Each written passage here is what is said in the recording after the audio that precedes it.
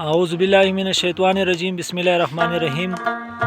د کوروم پښتو ادبي ټولنې ملګري دا وخت په میاکې کې موجود دي. دلته یو پروګرام ترتیب شوی دی، د هغه نه مخکې یوه وړه غوندې مشاعره کوو. خپل یو دوه شعرونه یایم څه بېګا چې پوی نه شوې بېګا پسې ژړا کومه، بېګا چې پوی نه شوې بېګا پسې ژړا کومه، او ته نن هم وایې چې چا پسې ژړا کومه.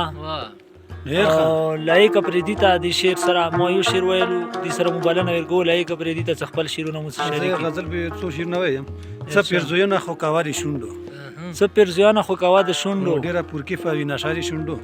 ډېر ښه. نو دا شعر ده چې سپرلي یې ماتې له ځوانۍ وخوړه، سپرلي ماتې له ځوانۍ وخوړه، څه منفرده وه غونچه د شونډو. ډېر ښه ډېر دا ښه. یو سیاسي شعر دی. رباني کرته یې وسله کېښوده، سړیو چې ولي دا وسله یې شونډو.